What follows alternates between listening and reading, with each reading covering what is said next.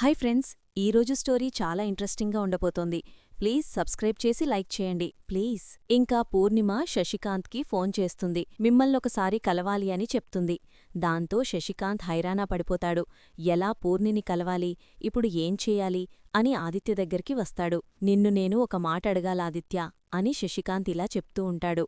నేను నిన్ను అడగాలి అనే దాని ముందు నేను నిన్ను ఒక చిన్న మాట అడగాలి అని అంటాడు. ఏమిటన్నా అది అని ఆదిత్య శశికాంత్ని అడుగుతాడు. నువ్వు తల్లిని సమర్థించే కొడుకువా, తండ్రిని అర్థం చేసుకునే కొడుకువా అని అడుగుతాడు. నేను పెద్ద కొడుకుని నానా. పెద్ద కొడుకు అంటే అర్థమేంటో తెలుసా నీకు? నువ్వేమనుకుంటున్నావో చెప్పునానా. పెద్ద కొడుకు అంటే తండ్రి తర్వాత ఆ ఇంటికి అధిపతిలాంటివాడు.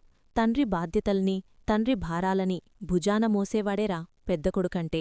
పెద్ద కొడుకంటే తండ్రి గురించి మాత్రమే కాదు నానా, తల్లి గురించి కూడా ఆలోచిస్తాడు. తల్లిని సమర్థించే కొడుకువా లేదా తండ్రిని అర్థం చేసుకునే కొడుకువా అని అడిగావు కదా, అందుకే నేను పెద్ద కొడుకుని అని చెప్పాను నానా. నాకు బాధ్యత రెండు వైపులా ఉంటుంది నానా. నువ్వన్నది తెలుసు కదా, కాని ఒక్కొక్కసారి ఇద్దర్లో ఎవరో ఒకరికి నువ్వు పూర్తిగా న్యాయం చేయాల్సి ఉంటుంది. నువ్వడిగే న్యాయం ఎలాంటిది నానా? నువ్వు నన్ను అర్థం చేసుకోవడం మొదలుపెడితే నేనడిగే న్యాయం ఎలాంటిదో నీకర్థమవుతుంది. మీరేం చెప్పాలనుకుంటున్నారో ముందు చెప్పండి నానా. నీకు తెలుసో లేదో, మీ తర్వాత మాకు పుట్టబోయేది ఆడపిల్లే అనుకున్నాం. ఆడపిల్ల పుడితే చైత్ర అని పేరు పెడదామనుకున్నాం. అబ్బాయి పుట్టాడు కాబట్టి చైతన్య అని పేరు పెట్టాం అని శశికాంత్ చెప్పబోతూ ఉంటే, ఇక్కడితో ఆపేయండి నానా.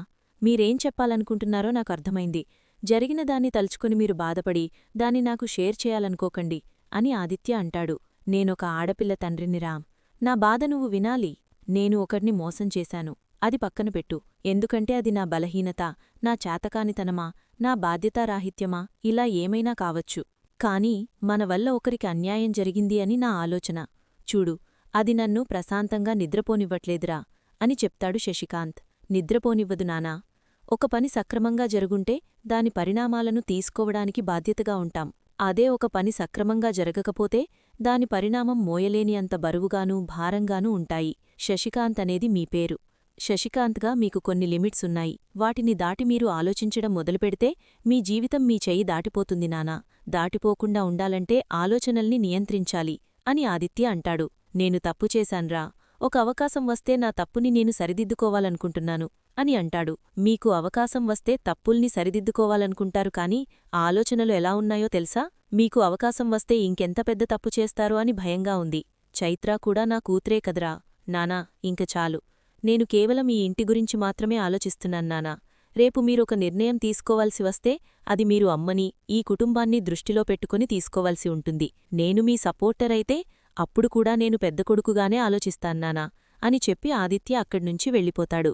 అది నువ్వు పెద్ద కొడుకుగా ఆలోచించేటప్పుడు నేను కూతురు తంగ్రిగా ఆలోచించాలా లేదా? రేపు పూర్ణిమ కలవాలంది. ఖచ్చితంగా వెళ్ళి తీరాలి. కాని వెళ్లిన తర్వాత కాని ఏమడుగుతుందో అని భయంగా ఉంది. కాని వెళ్ళాలి. కాని ఏమడుగుతుందో చూడాలి అని శశికాంత్ అనుకుంటాడు. ఇంకా జీవన్ ఇందుమతికి ఫోన్ చేస్తుంది. ఫోన్లో ఇలా మాట్లాడుతూ, అంటే మా అత్తగారికి నిజం తెలిసిపోయిందన్నమాట అంటుంది.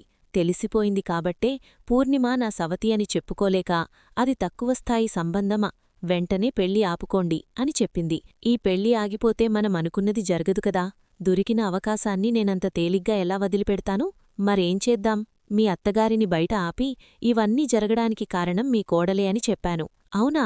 మరి మా అత్తయ్యగారేమనింది అని జీవన్ అడుగుతూ ఉంటే తన సవతి గురించి ఎక్కడ బయటపడుతుందో అని భయంతో చస్తుంది. తన సవతి కూతురే తన వియ్యపురాలికి కోడలవుతుందంటే తట్టుకోగలదా? పైగా తన కోడలే తనకి గోతులు తీస్తుందంటే పైకి చెప్పుకోకపోయినా లోలోపల ఎంత రగిలిపోతుందో నేను అర్థం చేసుకోగలను అని ఇందుమతి చెప్తూ ఉంటుంది. మరి ఇంటికొచ్చి ఏం గొడవ చేయలేదే, అంత ప్రశాంతంగానే ఉంది. ఇది అరిచే, అల్లరి చేసుకునే విషయం కాదుకదా. ఇప్పుడు మీ అత్తగారి పరిస్థితి మింగలేక కక్కలేనట్టుంది. అవును, ఇంతకీ మా అమ్మ ఏమంటుంది? మీ అమ్మ మీ నాన్న ఇద్దరూ ఒకేలా ఉన్నారు. అది సరే, ఏమంటున్నారు అని అడుగుతున్నాను. పెళ్లి జరిగేలా కనబడటంలేదు. మరి పెళ్లి జరగకపోతే ఎలా? నువ్వు అన్నిటికీ ఊరికే కంగారు పడకే. ఈ గొడవ జరగడం కూడా మన మంచిదే. వీళ్లలో మనకి జరిగే మంచేముంది? నీకేమైనా బుర్ర ఉంటే అర్థమయ్యేది. తమకుంది కదా బుర్రా.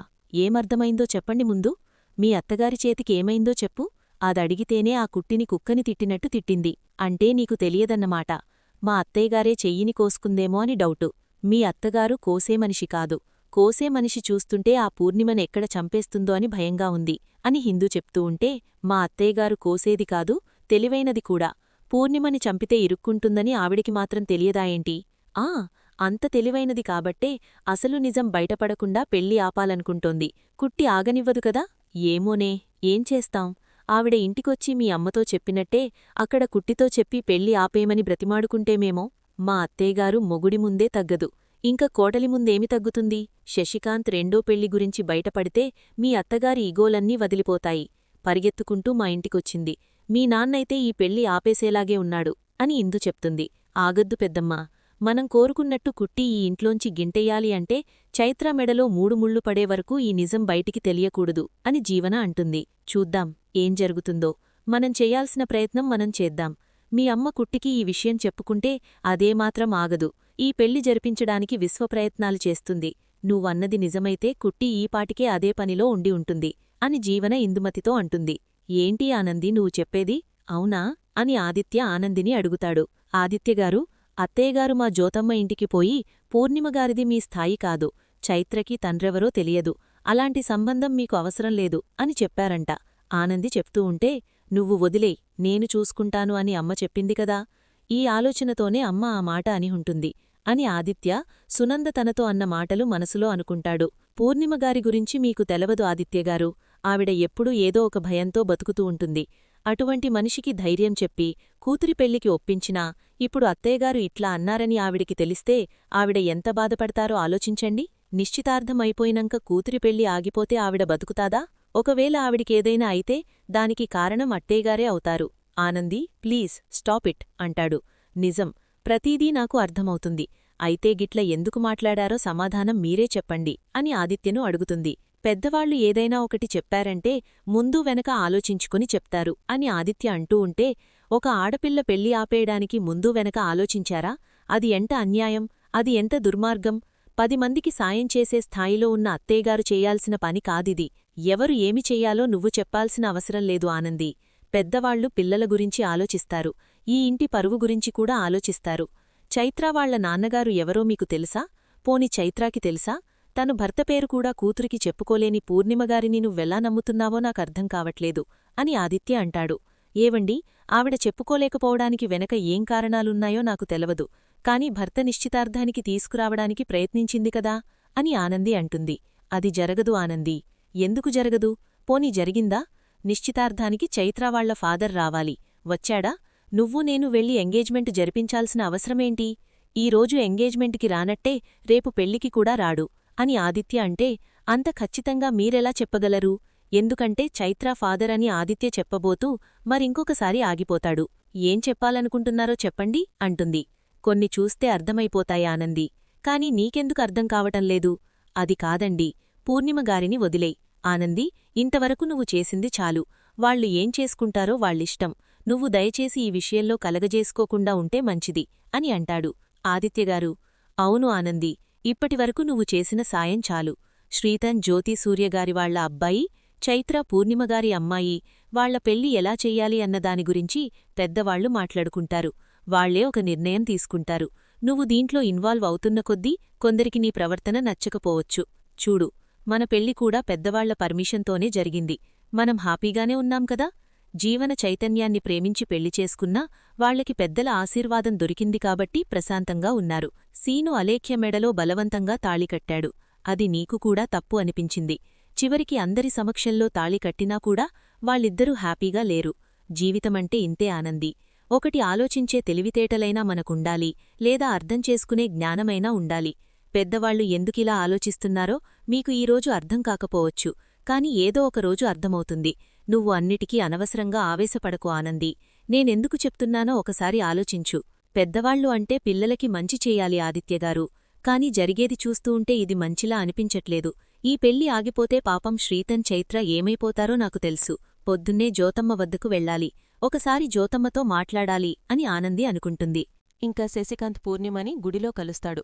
నువ్వెలా ఉన్నావని అడగలేను, ఎందుకంటే ఎంత బాధను మోస్తున్నావో చూస్తుంటేనే అర్థమవుతుంది. మనకు కూతురున్నది అని తెలిసిన తర్వాత తనెవరో కాదు, చైత్ర అన్న విషయం కూడా నాకు తెలీదు. నా కూతురు నా కంపెనీలోనే జాబ్ చేసింది, నా కళ్ల ముందే తిరిగింది, నాతో మాట్లాడింది. అయినా సరే తెలుసుకోలేకపోయాను. సరే, నేనొక బాధ్యత లేని భర్తని, కాబట్టి బాధ్యత లేని తండ్రిలాగానే ఉంటాను అని. తన ఉనికి నాకు తెలియకుండా చేశావు అని శశికాంత్ అంటాడు. చైత్ర మన కూతురు అని మీరనుకుంటున్నారా? పూర్ణి అంటే, తను మన కూతురే కదా అంటాడు. ఒకవేళ చైత్ర మీ కూతురే అని ముందే తెలుసుంటే ఏం చేసేవారు మీరు? బయటవాళ్లని చూటానికి కన్నకూతుర్ని చూటానికి తేడా ఉండదా అంటాడు. అదేం తేడా చూపిస్తారు? తనకోసం ఏదైనా చేసేవాణ్ణి. ఏదైనా అంటే తండ్రిగా ఏదైనా చేసేవాణ్ణి. సరే, ఆ విషయం అలా ఉంచండి. సరిప్పుడు చైత్ర పెళ్లి గురించి నాతో ఏదో మాట్లాడాలన్నావు. అసలు తండ్రంటే ఏంటో చెప్పండి మీరు. పిల్లల పట్ల బాధ్యతగా ఉండేవారు. అయితే మీరిప్పుడు బాధ్యతగా ఉంటాననుకుంటున్నారా? ఎందుకనుకోను. అయితే చైత్ర పెళ్లి దగ్గరుండి జరిపించండి. ఎందుకంత ఆశ్చర్యపోతున్నారు? నేనడిగింది అర్థం కాలేదా మీకు? నేను మీ జీవితంలోకి రాను అన్నాను. నేనొస్తే మీకే కాదు నాకు కష్టాలొస్తాయి, వెళ్ళిపోండి అన్నాను. డబ్బు సహాయం చేస్తానన్నారు, వద్దన్నాను. డిపాజిట్ అన్నారు, అదీ వద్దన్నాను. ఇవన్నీ దాటుకొని మీరు నాకొక మాటిచ్చారు, గుర్తుందా? ఆ రోజు హాస్పిటల్లో నేన్నీకు మాటిస్తున్నాను. నువ్వు నన్ను అడిగే రోజు కోసం ఎదురుచూస్తున్నాను. నువ్వడిగింది ఏదైనా సరే కాదనకుండా నేను చేస్తాను. మాటమీద నిలబడతారా మీరు? గతంలో ఇచ్చిన మాట నిలబెట్టుకోలేదని నేనిప్పటికీ బాధపడుతూనే ఉన్నాను. ఈ మాట కూడా తప్పి బ్రతుకున్నంతకాలం బాధపడుతూ ఉండమంటావా?